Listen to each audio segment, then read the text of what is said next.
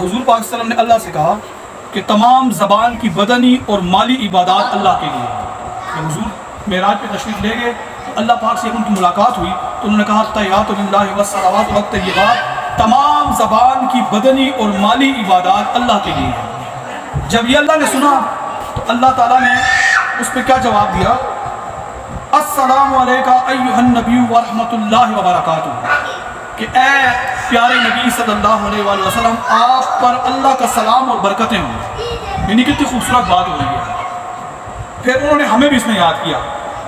جواب رسول اللہ صلی اللہ علیہ وسلم نے فرمایا السلام علینا وعلی عباد اللہ الصالحین، سلام ہو ہم پر، یعنی حضور نے اپنا فرمایا، اور اللہ کے نیک بندوں پر۔ اب نیک بندے کون ہیں اللہ کے؟ اگر آپ نے ایک نیکی بھی کیا نا تو آپ کی نیکی اللہ کے ہاں لکھی گئی ہے۔ تو ہمارے رسول اللہ صلی اللہ علیہ وسلم نے اللہ کے ساتھ مکالمے میں بھی ہمیں یاد کیا۔ ہمیں آج اس بات کی پرواہ نہیں کرنی چاہیے کہ کسی نے میری بات سنی ہے کہ نہیں سنی، بس یہ اس کی مرضی ہے۔ تو جب آپ سوچیں کہ ہم وہاں پہ یاد ہوئے، جو مکالمہ ہوا تو اس نے پھر فرشتوں نے کیا کہا، وہ سارا کچھ دیکھ رہے تھے تو انہوں نے کہا اشہد ان لا الہ الا اللہ وحدہ لا شریک لہ واشہد ان محمدا عبدہ ورسولہ۔ اب یہ گواہی کس نے دیا؟ سب سے پہلے فرشتوں نے دی ہے کہ ہم گواہی دیتے ہیں کہ اللہ کے سوا کوئی معبود نہیں ہے، یعنی کوئی عبادت کے لائق نہیں ہے، اور یہ گواہی بھی کہ حضرت محمد صلی اللہ علیہ وسلم اللہ کے بندے اور اس کے پیغمبر ہیں، اللہ کے بھیجے ہوئے رسول ہیں۔ یعنی حضور ہم بھی اللہ کے بندے ہیں، حضور جو ہے سید البشر ہیں، تمام انسانوں کے سردار ہیں، تمام مخلوقات کے سردار ہیں، تمام جہانوں کے لیے رحمت للعالمین بنا کے بھیجے گئے ہیں۔ تو یہ وہ پیاری بات ہے جو ہم نماز میں پڑھتے ہیں، ہمیں پتہ نہیں تھا کہ اکثر کو پتہ نہیں تھا کہ یہ بات کہاں سے آئی ہے، اللہ اور اس کے رسول کا مکالمہ ہے اور اس فرشتوں کی گواہی ہے کہ جو ہم نماز میں بیٹھ کے پڑھتے ہیں۔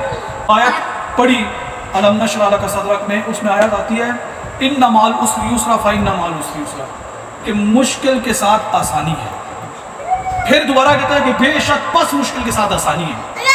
یعنی کہ جب بھی انسان میں کوئی مشکل آتی ہے، دیکھیں رات جب کالی ہو جاتی ہے بہت سیاہ ہوتی ہے، رات بہت ڈارک ہو جاتی ہے، تو پھر اس میں کیا ہوتا ہے، اس میں ایک امید پیدا ہوتی ہے کہ اب اس نے روشن ہونا ہے۔ تو انسان کے اوپر جتنے مصائب آئے، جتنے انسان کے اوپر مسائل آئے، دکھ درد آئے، اس نے اگر وہ اللہ تبارک و تعالیٰ پہ یقین رکھے، امید نہیں، اللہ پہ یقین رکھنا ہے، اللہ پہ یقین رکھے تو اس مشکل کے ساتھ اللہ تعالیٰ اس کو آسانی ضرور دے گا۔ اور آسانی ہوتی ہے انسان کے لیے ایک موقع ہوتی ہے کہ وہ ہم اپنی ان غلطیوں کو سدھاریں اور ہم آئندہ سے کوئی ایسا گناہ نہ کریں۔ اور خوش نصیب انسان وہ ہے کہ جس کو اپنے کچھ اگر اس سے غلطی سرزد ہو جاتی ہے تو خوش نصیب بندہ وہ ہے کہ جو اس کو غلطی کی سزا بھی دنیا میں ملے اور اس کو معافی کا پروانہ بھی مل جائے۔ یعنی مشکل کے ساتھ آسانی کا آنے کا مطلب یہ کہ اللہ نے آپ پہ کرم کر دیا ہے، اللہ آپ سے راضی ہو گیا ہے۔ جب ایک انسان کوئی غلط کام کر لیتا ہے یا کوئی غلطی اس سے ہو جاتی ہے تو اب ہمیں شریعت کیا کہتی ہے کہ ہم اس کے ساتھ کس طرح چلیں؟ ہمیں شریعت یہ نہیں کہتی کہ ہم بار بار اس کو کہیں کہ تم غلط ہو، تم غلط ہو، تم غلط ہو، تم غلط ہو، نہیں۔ اس سے شریعت نے منع فرمایا ہے۔ یعنی یہ کسی انسان کے دل کو کھانے والی بات ہے۔ اس کو بار بار اس کے گناہ کو یاد کرانا کیا مطلب ہے کہ آپ گناہ سے نفرت نہیں کریں، آپ غلطی کرنے والے سے نفرت کریں، جبکہ اللہ پاک نے فرمایا کہ انسان سے تم نے محبت کرنی ہے، چاہے وہ گناہ گار ہو یا نیک ہو۔ تو کوئی انسان بھی غلطی کرتا ہے تو ہمیں اس کو نصیحت کرنی چاہیے کہ یار ایسا کام نہ کرو جس سے تم تکلیف میں پڑ جاؤ، لیکن ہم اس کو بار بار یہ نہیں کہیں گے کہ تم غلط ہو۔ اس سے کیا ہوگا؟